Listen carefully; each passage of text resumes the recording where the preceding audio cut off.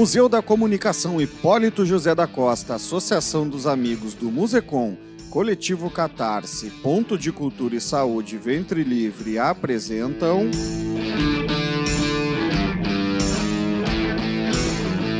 Museconversa, o podcast quinzenal do Museu da Comunicação, vinculado nas mais diferentes plataformas de podcast e nas redes sociais do Musecom e do Coletivo Catarse. Este é um projeto que conta com o patrocínio do Banrisul, o Banco dos Gaúchos. Para saber mais e conhecer o museu, acesse www.musecom.com.br ou faça uma visita ao museu na Rua dos Andradas, 959, Centro Histórico de Porto Alegre.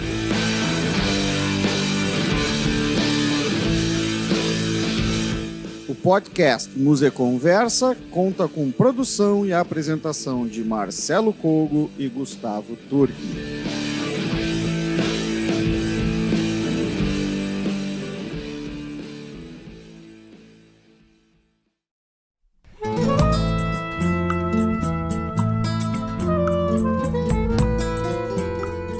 Tá, estamos aqui direto do Estúdio Monstro, né? Sede do Coletivo Catarse, Ponto de Cultura e Saúde Ventre Livre, nessa parceria com o Museu da Comunicação Hipólito José da Costa, iniciando mais um episódio da terceira temporada de Museconversa. Conte tudo. Precisamos do importante apoio da Associação dos Amigos do Museu da Comunicação do Rio Grande do Sul. Maravilha. Sem essa parceria seria impossível esse programa. É isso aí, toda a parte inicial também aí já deu, né, na apresentação já disse que... É sempre bom destacar.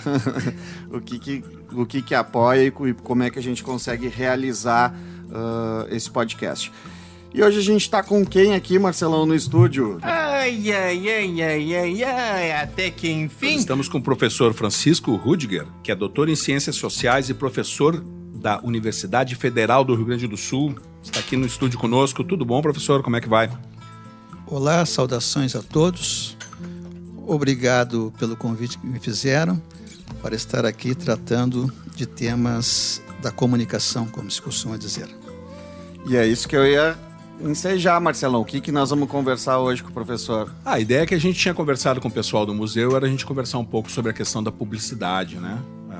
O histórico da publicidade do Rio Grande do Sul, mas quando calhou da gente chamar o professor, a gente viu que o leque é bastante amplo. Acho que a gente pode começar um pouco por aí, falando um pouco a respeito desse histórico do que seria a publicidade, porque no programa passado, a gente teve com o pessoal do Sleep Giants, era uma outra questão, né? Questão dessa ética, da responsabilidade das empresas que patrocinam sites, canais no YouTube, e toda a questão do discurso de ódio e de fake news que às vezes acabam sendo patrocinadas. Então a gente gostaria de repente bater um papo um pouco sobre como é que é essa tradição aqui da propaganda no Rio Grande do Sul, como é que vem esse histórico, desde quando a gente tem notícias da publicidade, da propaganda aqui no estado. Quando se fala em publicidade, sempre é bom nós tentarmos responder a pergunta de onde vem a publicidade, como ela se origina, como ela se desenvolve. Então, a primeira coisa a levar em conta, do meu ponto de vista, é compreender que a publicidade é uma emanação, é uma instituição que surge nos tempos modernos a reboque do desenvolvimento da economia de mercado e das atividades industriais. Isso significa que falar de publicidade, e aqui nós estamos tratando da publicidade comercial, falar dessa publicidade antes do século XIX é forçar muito a barra, porque é na virada para o século XIX que acontece a Revolução Industrial e, em consequência dela, a expansão do modo de vida urbana e também a presença das relações mercantis, das relações de troca, de comércio, na vida cotidiana de um grande número. Antes da Revolução Industrial, a massa da população vivia no campo. Sim. A economia era basicamente de subsistência, era a produção para o próprio consumo. Então, as trocas eram limitadas e os produtos que eram objeto das transações mercantis, raros. Ou seja, não havia um mercado de produtos, muito menos de serviços, que justificasse o desenvolvimento da publicidade como uma instituição. Não que inexistissem anúncios, mas esses anúncios eram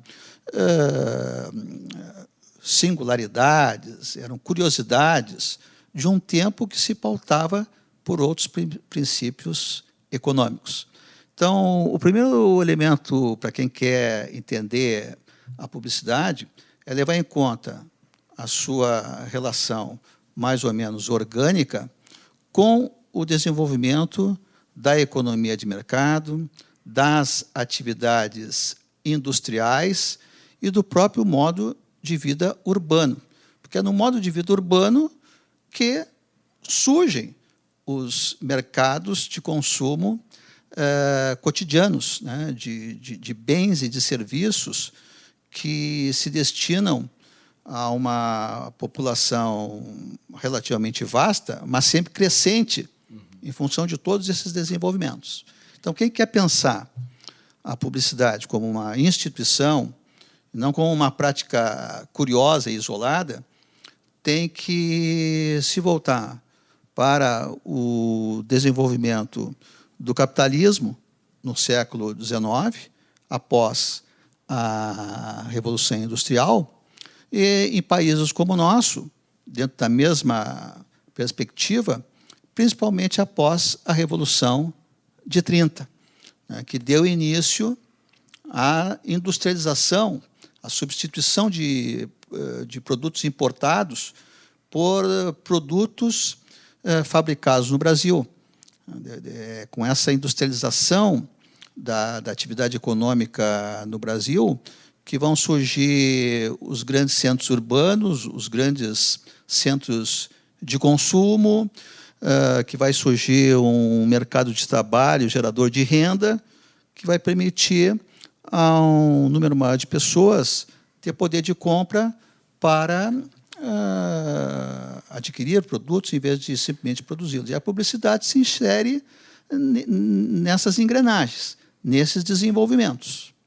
Nesse contexto, assim, dessa fase inicial, aonde que se anuncia? Aonde que a publicidade acontece?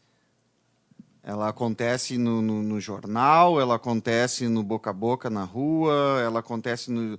Bom, a gente já está aqui no Brasil, já está na Revolução, já estamos falando de 30, já tem alguns veículos, mas como é que ela começa a se inserir na vida das pessoas? A publicidade ela tem um desenvolvimento que, resumidamente, se consubstancia, se manifesta de maneira mais clara a partir do aparecimento das agências de publicidade, que nós chamamos aqui de agências de propaganda, porque no Brasil esses conceitos são confundidos. Em outros países, eles são bem diferenciados. Quando se fala nos Estados Unidos, por exemplo, de propaganda comercial, eles falam sempre em advertising. Quando falam em publicidade, propaganda comercial na Alemanha, é Werbung. Então, os termos, em outras paragens, né, eles distinguem bem a publicidade comercial da publicidade ideológica, da publicidade doutrinária, ou como eles chamam, propaganda. Que no Brasil até tem uma preferência por falar em propaganda, agências de propaganda. Bom, as agências de propaganda, elas surgem nos Estados Unidos a partir de meados do século XIX.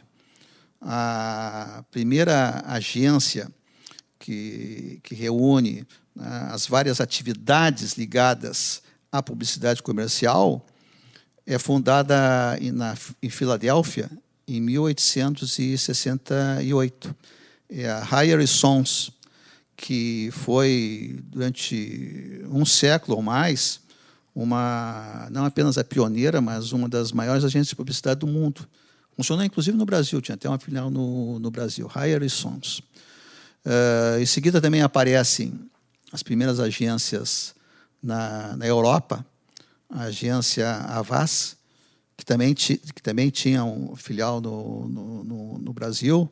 São duas referências do século XIX, né, da institucionalização do fenômeno da publicidade. No Brasil, a primeira agência a funcionar é em 1914, em São Paulo, a agência A Eclética. Mas, como eu dizia, só depois de 30, de fato, é que o mercado publicitário começa a se mostrar presente no nosso meio. Nessa altura, por óbvio, tanto na Europa quanto nos Estados Unidos, a atividade publicitária já estava bem desenvolvida, com plena força. No Brasil, o desenvolvimento é posterior, mas tem muitas analogias, tem muitas semelhanças. E diferenças também. Por quê? Porque, nos primeiros tempos, o mercado publicitário, a indústria publicitária no Brasil, ela foi dinamizada pela presença de agências multinacionais. A economia brasileira, depois de 30, ela se desenvolve com base na substituição de importações, mas os bens de consumo são bens que aparecem no Brasil a partir da abertura de filiais das empresas multinacionais. Só para considerar o caso das montadoras de automóveis e depois das montadoras de eletrodomésticos, dessas grandes marcas mundiais ou globais, como se diz hoje, elas tiveram uma influência muito grande no desenvolvimento do mercado publicitário. Os brasileiros, nos primeiros tempos, eles aprenderam a fazer publicidade com base nesses modelos internacionais.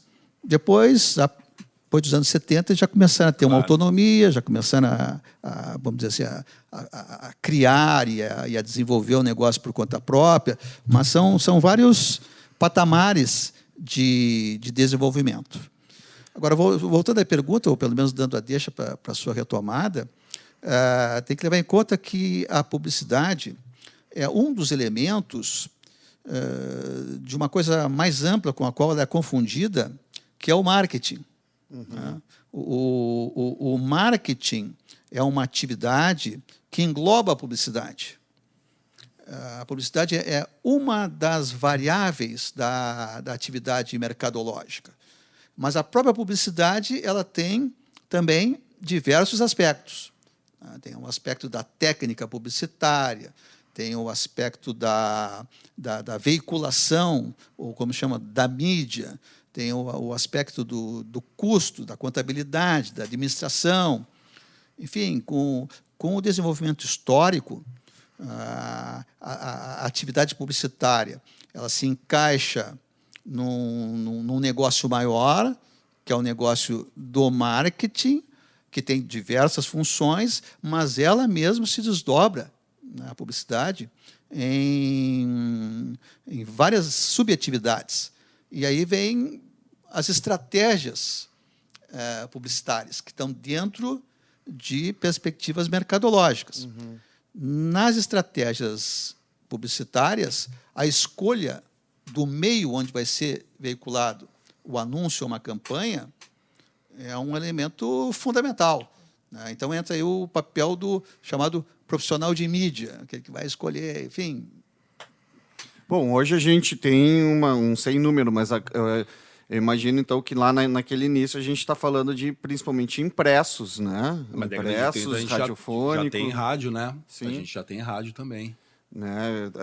Quando tu faz uma pesquisa, a gente pesquisou jornais antigos, né, para fazer um documentário que é o Grande Tambor, E a gente via que eram os anúncios que existiam naquela época, né? No fim do século XIX, no início do século XIX ali.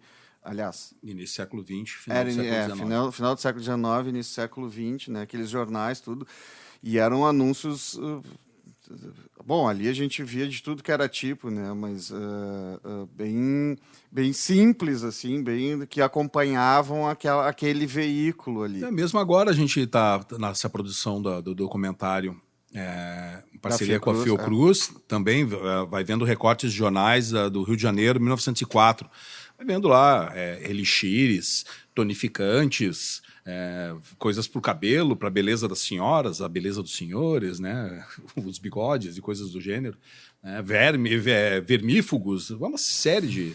Mas tudo sempre coisa bem simples, sem muita arte, né? Só um reclame mesmo, um escrito. E aí, para a gente também dar uma complicada na situação, e a gente sempre vem com aquela questão pelo menos eu, quando eu discuto isso, a gente sempre usa o exemplo do cigarro, né? Quantos desses anúncios que a gente via dizia que inclusive era bom para bronquite. Então, se trabalhava com... Não sei se eles imaginavam que isso fosse mentira, era má fé. Esse mercado ele também tem esse lado lá no início de tentar a todo custo vender um produto assim, dessa maneira. Isso vem como uma estratégia ou é uma coisa que é um reflexo mesmo de sociedade com pouca informação ainda? Recuando um pouco antes de entrar nessa matéria, nós temos que observar que no século XIX, as duas principais formas de veiculação da publicidade eram os jornais, mas eram também os cartazes, algo que é esquecido. As técnicas de ilustração gráfica no século XIX ainda estavam se desenvolvendo. Mas na questão dos cartazes, aí havia uma margem de criatividade e de exploração estética da linguagem publicitária muito maior. Outro meio importante naquela época eram os volantes, ou seja, o material distribuído de mão em mão em pontos de grande concentração de pessoas, como, por exemplo, saídas de fábricas, estações de trem, grandes mercados públicos.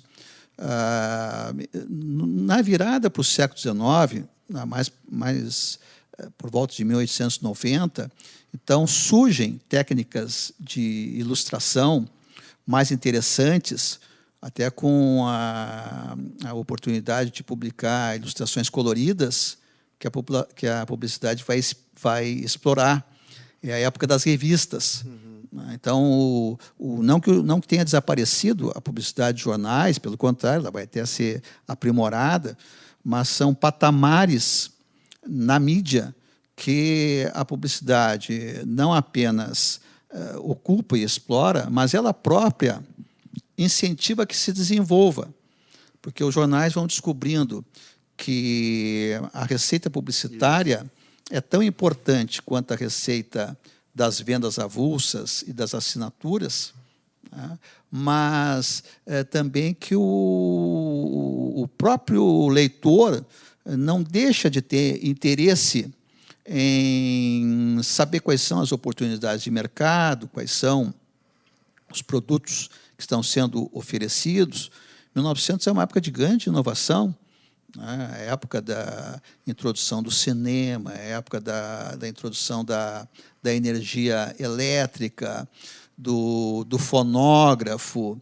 Então, dos automóveis, todos esses produtos vão criando uma sinergia que depois vai se espalhar, se difundir com mais força ainda, através dos grandes meios de massa, que são, como falava o colega, de início, o rádio, a partir da década de 20, e depois, da Segunda Guerra Mundial, sobretudo, a televisão.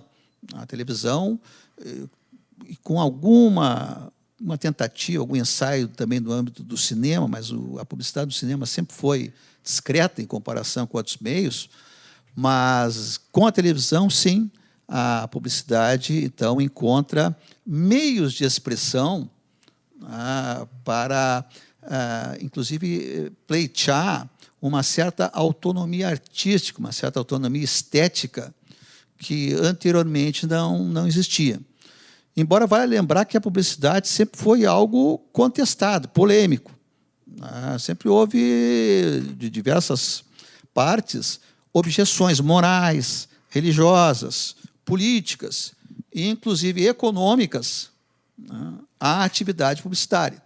Então, vale sempre levar em conta que a presença da publicidade na vida social ela é, pode-se dizer, avassaladora, mas ela não é linear. Sempre houve resistência, sempre houve contestação, discussão, e isso, inclusive, em certos momentos, entra dentro da própria atividade publicitária. Os próprios publicitários começam a se questionar, a propor inovações em função desses tensionamentos que vêm de religiosos, de educadores, de intelectuais, artistas e por aí. A questão, aí vem o que eu estava questionando com relação ao cigarro, usando o exemplo do cigarro, né?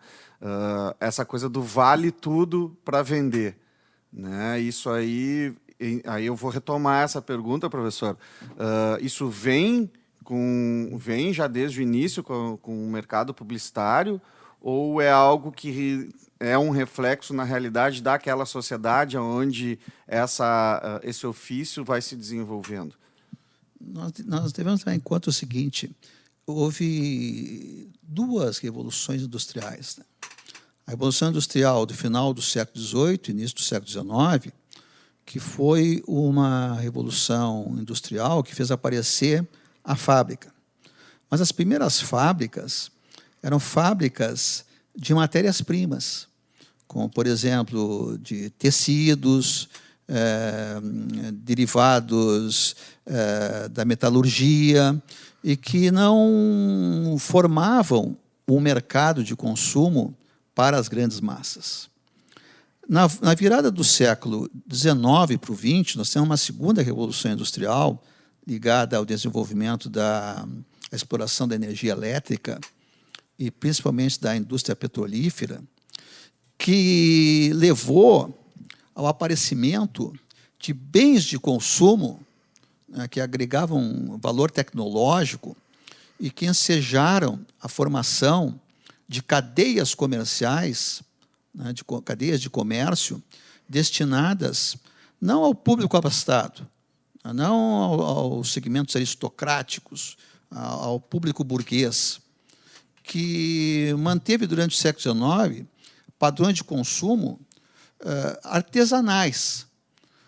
Com essa expansão do capitalismo de organização a partir do início do século XIX, e do qual o maior exemplo, o exemplo mais conhecido, é o da fábrica de automóveis Ford, né, a época do chamado Fordismo, ou seja, produzir em massa para vender mais e permitir que o próprio trabalhador se transformasse num consumidor, né, esse capitalismo de consumo, como alguns falam, é nesse contexto que a publicidade dá o seu grande salto.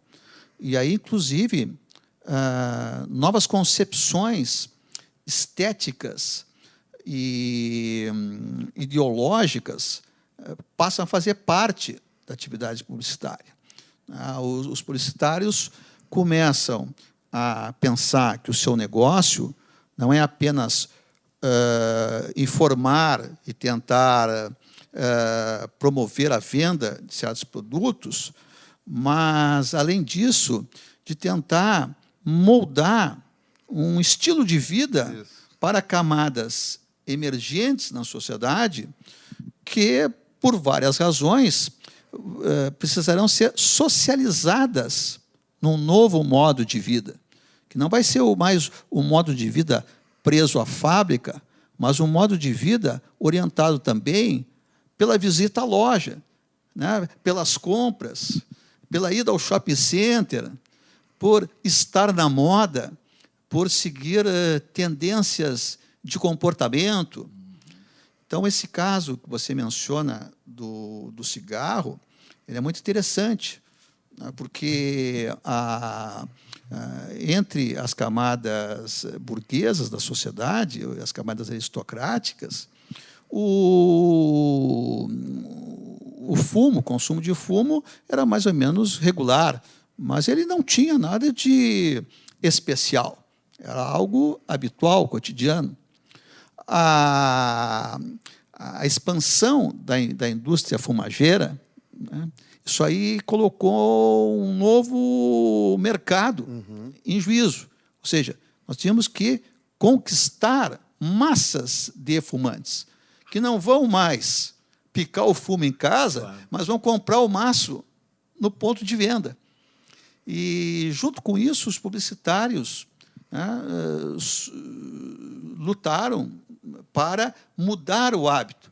Não é mais o trabalhador que vai até uma tabacaria e compra 100 gramas de fumo para enrolar o palheiro. Não, agora ele vai comprar o maço de cigarros ou o pacote de preferência. Já com uma embalagem bonita, bem elaborada. Muito bem. E aí entra não apenas a publicidade, mas todo o complexo do marketing para fazer com que as pessoas que antes faziam as suas roupas dentro do espaço familiar, que picavam fumo, enrolavam o palheiro, que confeccionavam artesanalmente os seus bens de consumo, comecem a adquirir, a comprar esses bens em toda uma organização comercial voltada, né, não para segmentos privilegiados da população, mas voltados para a massa dessa população, sim, de acordo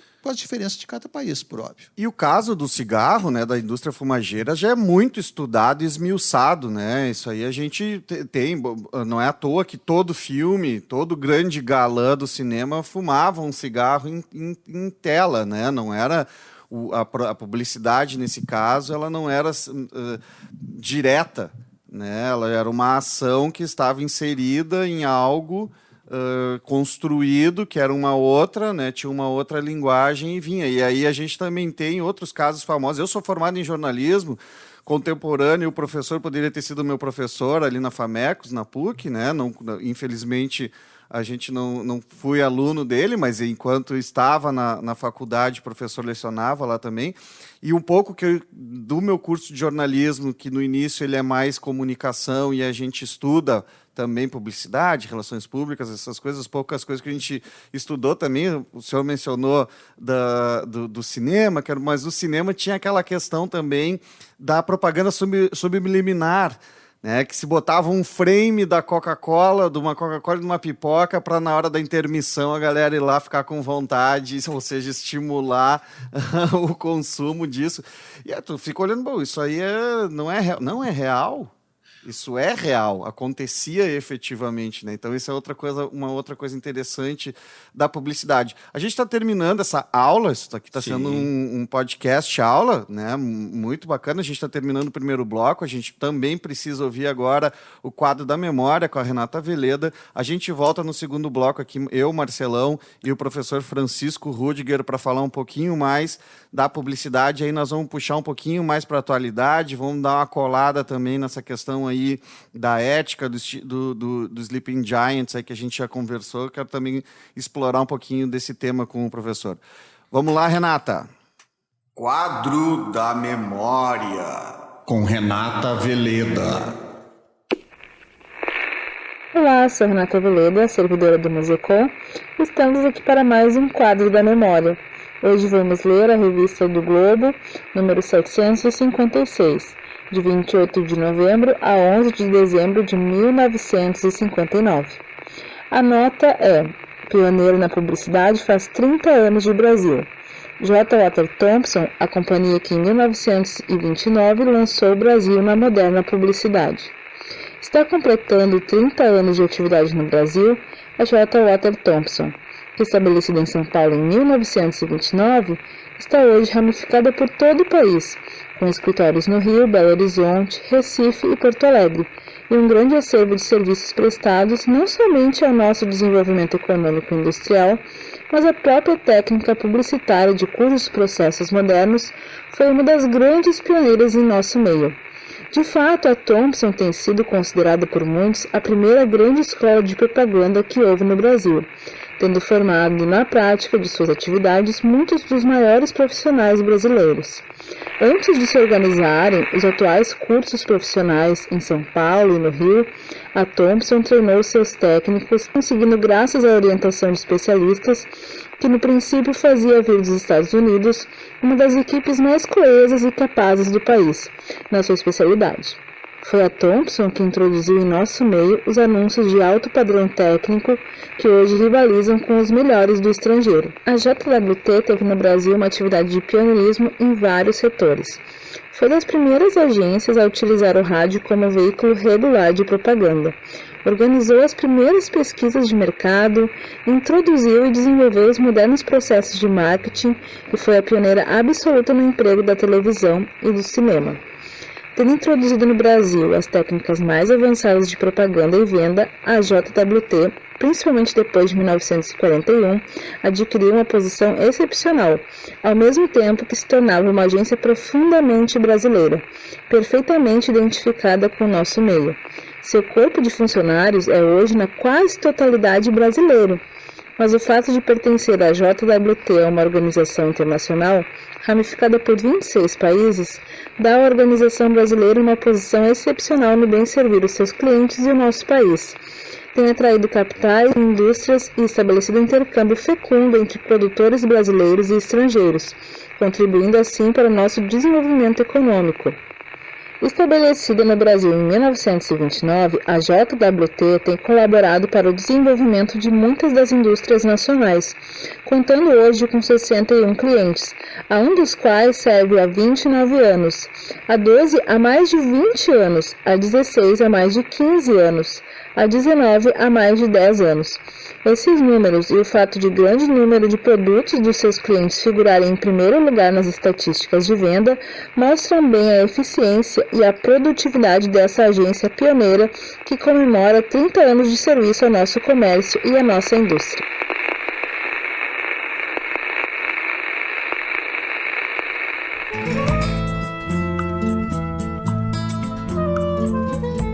De volta então, Marcelão, estamos aqui, Beleza. né, nessa aula, podcast aula aqui do Museu Conversa com o professor Rutger, e aí eu queria trazer o professor um pouco mais para a atualidade também, assim, não vamos cortar o raciocínio, né, eu acho que seria legal a gente dar uma passada de como se adapta então a publicidade a esses novos tempos, né, em que mudam os meios, né, eles são disseminados agora, como é que a publicidade se enxerga na internet, né? Os meios de telecomunicação são super desenvolvidos, né? Então antes a gente tinha também a própria TV transforma, é um passo de transformação da publicidade, mas agora a gente tem Super TV.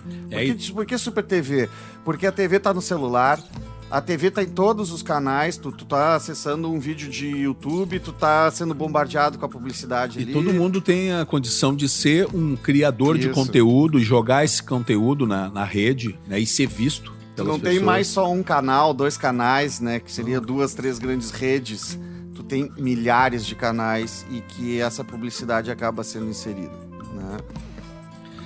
Bom, considerar esse aspecto nos exige levar em conta um outro lado, que é o seguinte: depois de 100 anos de atividade publicitária presente na vida das pessoas, seja através dos cartazes, dos outdoors, dos impressos, do rádio, da televisão, o que acontece? As pessoas vão, elas próprias, aprendendo a fazer publicidade. A publicidade não está mais apenas nas agências ou na atividade dos profissionais. Gente comum vai também assimilando as técnicas de promoção comercial. seja através de leituras, seja através de cursos, seja através da própria experiência cotidiana que elas conhecem através do próprio consumo, através de cenas de filme, de novela, de programas de televisão, de literatura. Então, de certa maneira, mais e mais pessoas vão se tornando publicitárias, vão aprendendo a se promover, a usar técnicazinhas, às vezes primárias, às vezes bem sofisticadas, né, de se vender. Vender as suas qualidades profissionais, vender o seu charme, vender o seu discurso, vender as suas ideias. Então, a publicidade ela vai deixando de ser algo circunscrito a uma determinada dimensão da vida social para fazer parte da vida social em todos os seus momentos. E quando nós chegamos no estágio das redes sociais, né, possibilidades pela internet, quando as pessoas têm quase todas, ou pelo menos podem ter suas contas no Facebook, no Twitter, no Instagram, elas ali produzem as suas fotos, elas produzem os seus textos, elas fazem as suas edições, elas maquiam as suas fotografias. Então, nós temos uma publicidade difusa, né, que se faz presente em diversos aspectos da existência social e não mais apenas por parte de empresas e fornecedores especializados. As próprias pessoas vão começando a empreender em torno da sua própria imagem. Claro que isso aí tem uma série de aspectos, né, que a gente, no outro contexto, deveria estudar com detalhe, mas esse é um aspecto muito notável ligado ao desenvolvimento das mídias digitais, ou, como a gente costuma dizer informalmente, no dia a dia, né, das tais redes sociais. Uhum. E esse é um fenômeno atual que, por sua vez, repercute no próprio negócio publicitário, porque o próprio negócio publicitário vai ficando cada vez mais desafiado a elaborar linguagens, situações que motivem, que despertem o interesse de um público que já está ele mesmo, não apenas escolado, mas habilitado a atuar publicitariamente, né, no seu dia a dia, no seu trabalho e em outras dimensões. Esse é um aspecto bastante significativo aí do nosso tempo. A gente vê, para mim, a rede, né, hoje da publicidade até já está migrando, é o Instagram, né, que é essa coisa da imagem. A gente vê os grandes influenciadores que começam a vender produtos, a retratar a sua vida consumindo determinados produtos e ganhando milhões com isso, inclusive, né?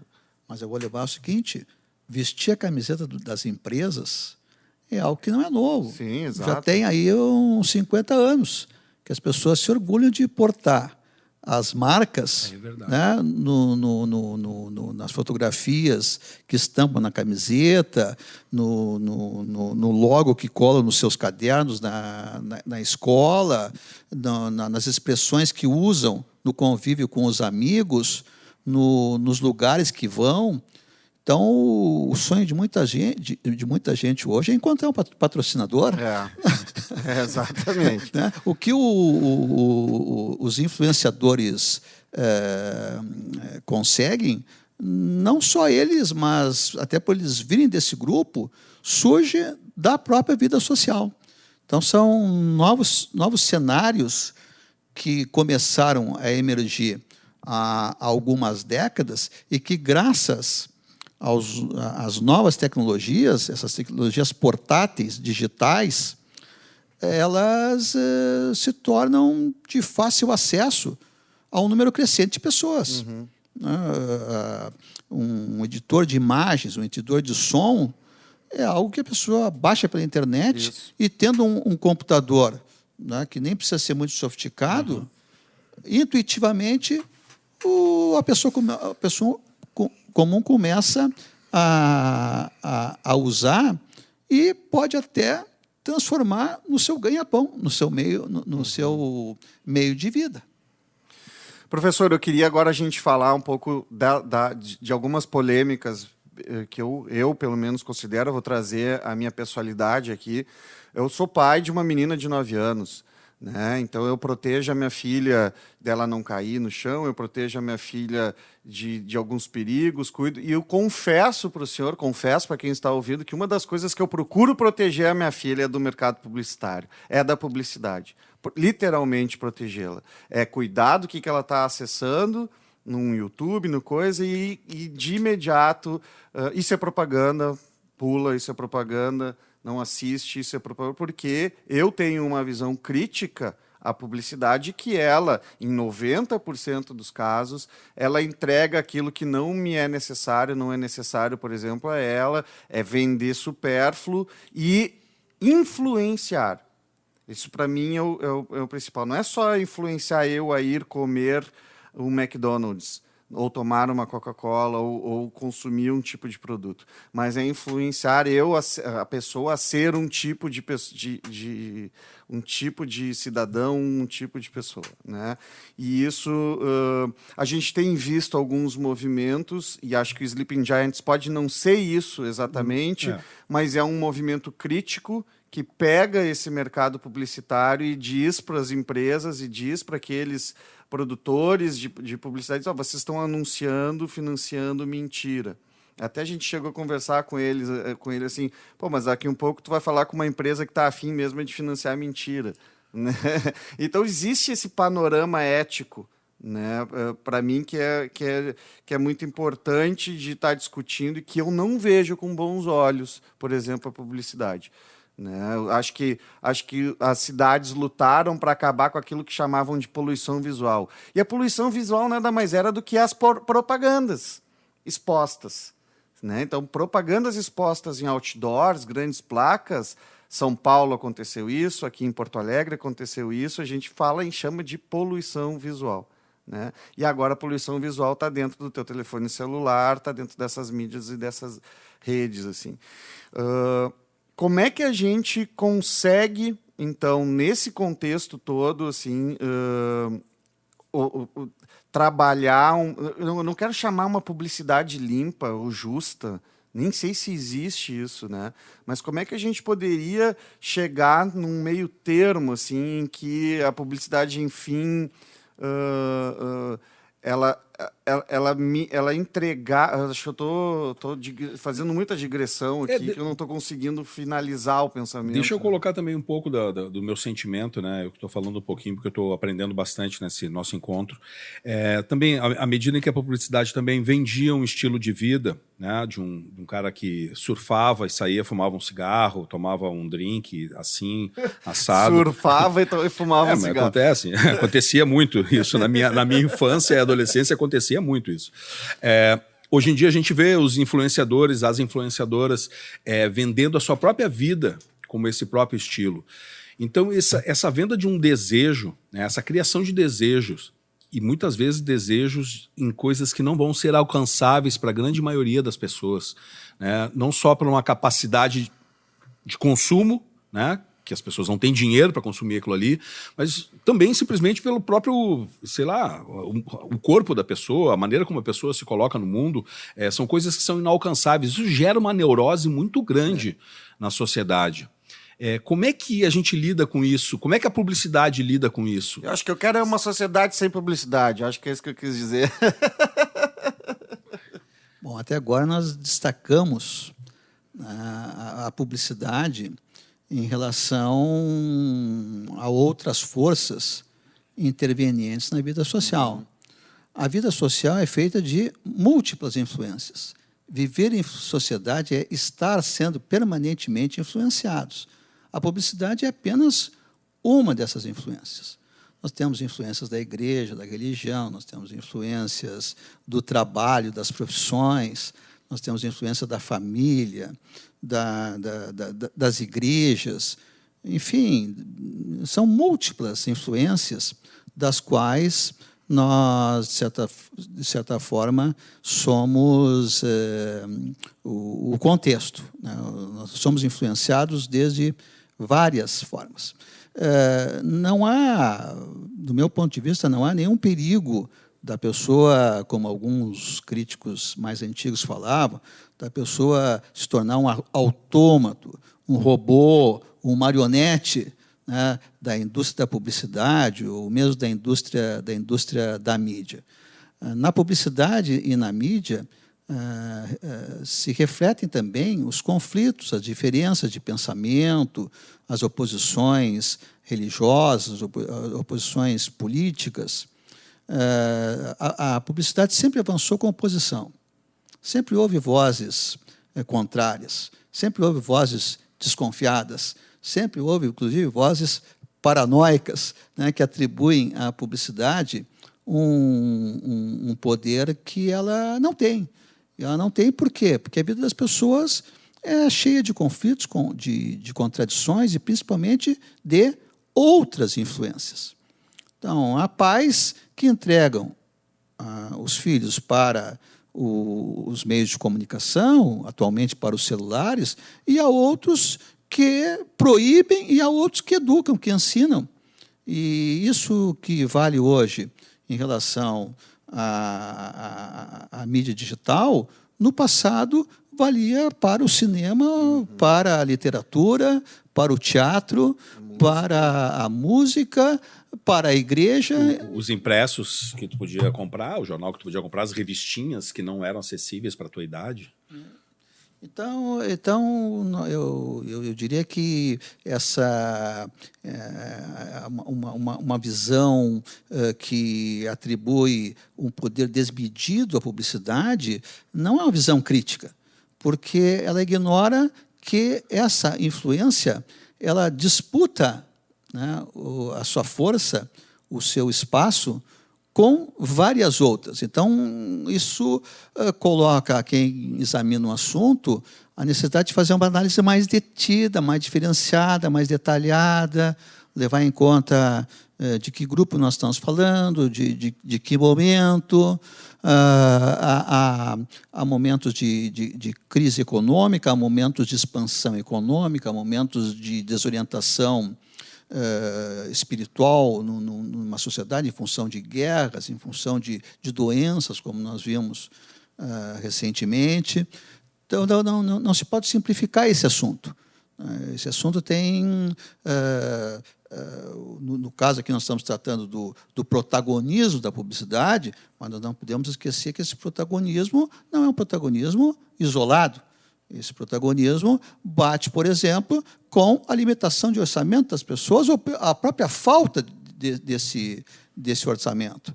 Nós devemos levar em conta que muitas vezes pessoas que não têm renda querem vestir gratuitamente a camiseta de uma grande empresa e o marketing da grande empresa é capaz de fornecer e, de fato, fornece a camiseta, né, para as pessoas que não têm renda nenhuma, né, representarem no seu meio, muitas vezes, pobre, se não miserável, os interesses daquela empresa.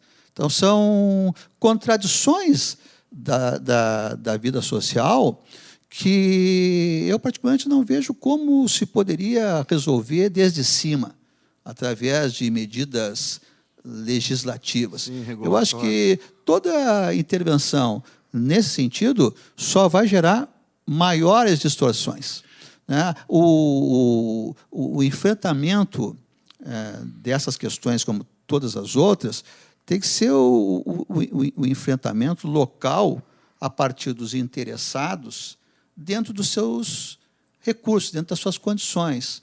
Então, se essa questão preocupa o pessoal da igreja, o pessoal da igreja lá que trabalhe com os seus meios, com a sua clientela, que no caso são os fiéis ou os interessados em se inserir naquela comunidade e por aí leve. Eu acho que a pressuposição de que tem um grupo de iluminados que conhece a situação e o destino da vida de todos os grupos na sua diferença, esse grupo aí É um grupo totalitário. Mas essa não é uma condição da própria, vou usar o termo venda, mas o próprio meio publicitário, ele não se vende como realmente genial, iluminado, dotado de um conhecimento tão grande das artimanhas da venda e do espírito das pessoas, do psicológico das massas, a ponto de conseguir vender coisas que não fazem nenhum sentido ou nenhuma necessidade tem para aquelas pessoas. Isso a gente vivendo aqui em Porto Alegre, a gente sabe muito bem como esse meio universitário, não, o meio publicitário se colocava dessa maneira, assim. Alguns grandes iluminados que conseguem despertar desejos de vender qualquer coisa, vender gelo para esquimó, vender areia no deserto, enfim. Também não temos, a gente não lida um pouco com isso, com essa visão distorcida da realidade? Mas eu diria que esse é o marketing do próprio negócio.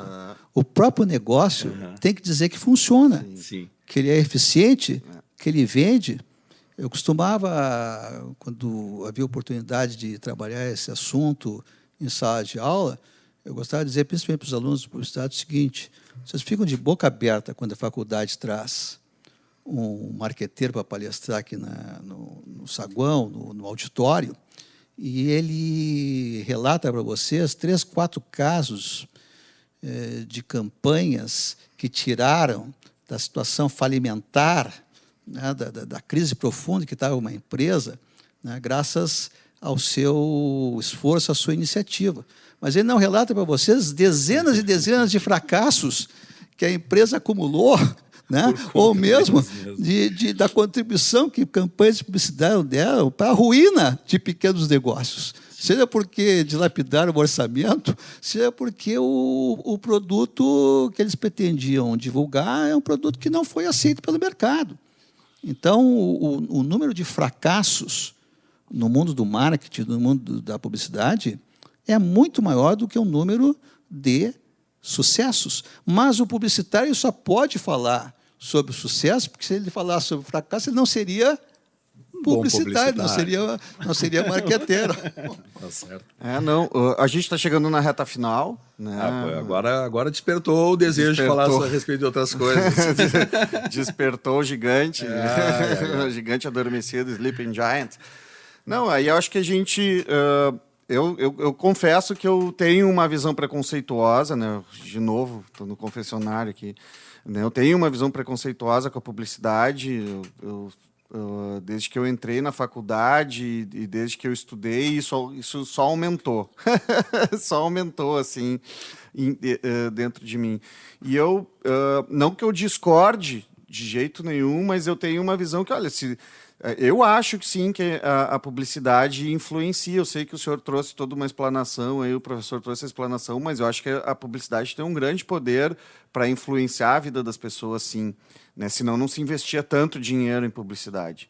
Né? Senão não se fazia o que se faz. Se investe demais. A gente trabalha com o mercado audiovisual da publicidade, é incrível. Os caras gastam 1 zilhão para fazer uma tomada de 10 segundos de um carro aqui em Porto Alegre que... Aqui em Porto Alegre eles gastam um pouquinho menos. Né? Pois é. Em São Paulo e a gente com o que eles gastam, por exemplo, em 30 segundos, a gente faz um filme de 1 hora. Né? Nós aqui numa produção independente da produtora. Né? Então, se não tivesse um poder de influenciar mesmo as pessoas, eu acredito que não se investiria tanto nisso. Né? E até a questão vou de novo usar do cigarro. Né? Se cortou a publicidade do cigarro, não se acabou com o fumo. Isso é uma coisa que pode depor contra o que eu estou falando, mas que reduziu o consumo de cigarro, isso é óbvio. Até por causa da grande publicidade a respeito dos malefícios do cigarro, né? Que não feito por empresas de publicidade, mas pela propagação da informação. Eu acho assim também. Eu sou um cara que vem de uma geração da década de 70 que eu acho que talvez seja a primeira geração a começar a ser criada também pela televisão. Então eu tenho a minha família, eu tenho a minha escola, eu tenho meus amigos, eu tenho a televisão. E é impressionante como campanhas publicitárias, jingles, bordões, são coisas que, inclusive, unem a gente da mesma geração. Hoje em dia, eu saindo ontem com nosso colega Paulinho, a gente ficava trocando informações de um bordão. Cara, isso também traz alguma coisa de nostalgia, de tempo. Ela faz parte da cultura, né? De uma cultura que eu não vejo assim como nefasta o tempo inteiro. Não, então tá. Agora eu me redimir. Curto isso também. Muito legal. Cara, tem jingles assim que são fantásticos. Eu adoro os caras que fazem as músicas. A poupança Bamerindos, né? O tempo passa, o tempo voa. A poupança Bamerindos continua uma boa. Ai, ai, ai, ai, a poupança Bamerindos. Cadê a poupança Bamerindos? Não tá mais numa boa, né? Se foi. Então, mas são coisas que nos conectam, né? Nos conectam. Eu acho que a gente tem uma conexão com o tempo, com a época, com o meio que tu tá vivendo. Acho que é uma maneira, é uma forma de produzir comunicação, acho que artística em determinados pontos também, pelo menos, né? Eu, dentro do meu leiguismo aqui, vou dizer que sim, vejo isso, por exemplo, jingles, né? Jingles fantásticos. Eu sou músico, não tem como eu negar a qualidade de músicas que grudam no ouvido da gente, claro, também, porque ficam sendo massacradas, mas que são agradáveis, que se fossem desagradáveis não adianta massacrar, que ninguém gosta, né? Eu não sei, não tenho mais nada para dizer agora. Provoca a sua sede até não aguentar mais. Então, professor, para finalizar, né? Essa questão assim dessas vigias, né? Essas vigias que a gente está enxergando agora como essas iniciativas do Sleeping Giants, que não é uma iniciativa brasileira, isso vem de fora, né? Que é uma espécie de consumo consciente, mas também conscientizar o mercado publicitário. Né? Como é que o senhor enxerga isso? Assim? A publicidade, eu dizia há pouco, ela é contestada, ela é disputada. Há uma publicidade de direita, assim como uma publicidade de esquerda. As consciências, elas são objeto de estratégias. Não apenas as empresas, mas partidos políticos, movimentos sociais, igrejas, elas querem formar o rebanho e dirigir o rebanho para o lado que lhes interessa. Ou seja, as pessoas são sempre influenciadas. Conquistar corações e mentes. Conquistar corações e mentes para as mais diferentes causas. Isso sempre foi assim. O que a publicidade faz é introduzir determinadas técnicas, determinadas estratégias bem específicas que se distinguem, mas também, às vezes, se misturam com outras. A educação, ela tem o papel, antes de mais nada, de mostrar isso, né? De certa forma, discutir, submeter à discussão todos esses processos. Mas ela só vai ser educação se ela se prevenir de não usar as técnicas publicitárias, porque aí ela vai entrar na estratégia da sedução, da ilusão, da trucagem. Mas eu quero voltar só mais um aspecto em relação à sua fala, que é o seguinte, né? As grandes empresas, elas não investem em publicidade pensando que com ela eles vão aumentar as vendas. Eles estão basicamente mantendo a sua marca na lembrança, na consciência social. Elas estão aproveitando o fato de que despesas com publicidade são despesas abatidas no imposto de renda. O pessoal mais maduro e honesto, íntegro do mercado, sabe que os produtos esbarram no poder de compra do consumidor. Enfim, então, muitas vezes a gente tem uma visão projetiva e não uma visão de como, de fato, a coisa acontece. A publicidade, sem dúvida, participa do jogo de influências, mas ela está longe de dominar as circunstâncias. Por causa da economia de mercado, da necessidade que as pessoas têm, ou da conveniência que as pessoas têm de comprar o produto e usufruir o serviço, em vez de picar fumo, né, em casa, costurar à mão as suas roupas. Em função disso, as pessoas entram nesse jogo. Algumas delas podem até se deixar fascinar, se tornar aí cordeirinhos dóceis para esse tipo de coisa, mas são poucos. Isso é muito mais para estereótipo de filme do que da própria propaganda do que a realidade. Mas só para fazer um comentário a respeito disso, mas realmente é muito forte, é muito influente entre os jovens. Eu fico lembrando, por exemplo, das gangues nos Estados Unidos, e depois refletindo aqui no Brasil, que disputavam entre os vírgulas e os listras, né? Ou seja, aqueles que eram adeptos da marca tal, que usa 3 listras, Adidas, e o outro a marca da vírgula, que era do Nike.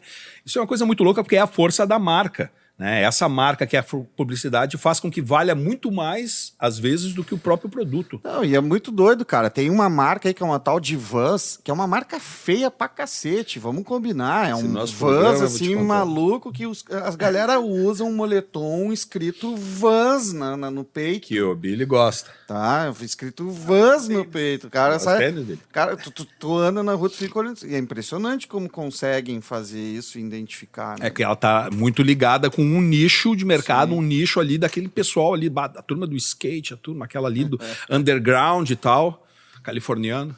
Mas notem bem as contradições. Ó. A Adidas, a Puma, ela não vai gostar de saber que os seus produtos estão sendo usados por gangues. Né? Se nós estamos sabendo que gangues usam esses produtos, os consumidores desses produtos também estão sabendo. Uns podem até achar legais. Mas e outro problema, né? Outros podem não achar. E entre esses que não acham, certamente estão os diretores de marketing dessas grandes empresas aí. Qual é que era o grupo de hip hop? Era o Run DMC, que tinha o My Adidas, a música? Run DMC, uma das maiores bandas de hip hop, maiores grupos de hip hop, a música enaltecendo. Mas tu sabe, isso aí tá aí de novo a contradição, professor, porque talvez isso seja até bom, porque os caras talvez botem aí linhas mais acessíveis e passem a ter um nicho de mercado específio para eles. Mas ao mesmo tempo é complicado, porque a pessoa está correndo um risco, né? Mas tu vê, né? Tipo, mas isso aí tem uma frase estadunidense que diz, né? Não existe má publicidade. There's no bad publicity. Né? Eles dizem isso, né? Um moto que eles chamam, assim, não há má publicidade. Bueno, aí voou o tempo, nós estamos estourando já. Muito obrigado por esta grande aula, professor. Espero que o pessoal, nossos ouvintes aí do Museu Conversa, tenham curtido. Vamos ver se até o final do ano, de repente, a gente engata uma outra conversa sobre outros assuntos de comunicação. Acho que a gente tem bastante coisa aqui para. Acho que a gente podia dar umas cruzadas também em convidados aí, retornos. Essa terceira e quarta temporada é tudo nosso. Interessante. Agradecer a sua presença aqui e compartilhar com a gente, professor. Muito obrigado pelo convite, quer dizer que foi um prazer estar aqui com vocês e parabenizo o trabalho que eu espero que continue por longo tempo. Valeu. Dali, terminamos então mais um episódio de Museu Conversa, um podcast que é uma parceria entre o Museu da Comunicação Hipólito José da Costa e o coletivo Catarse Ponto de Cultura e Saúde Ventre Livre. Dá mais uns minutinhos aí e curte o serviço do Musecom.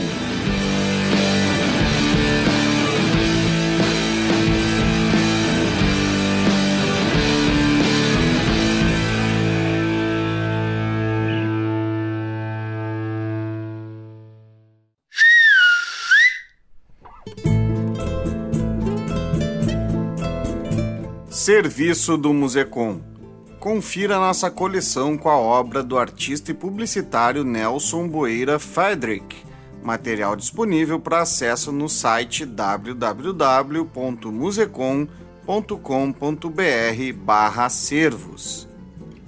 Confira a lista de indicações de filmes do Cineclube Musecom, Publicidade em Cena. Disponível também no site do Musecom.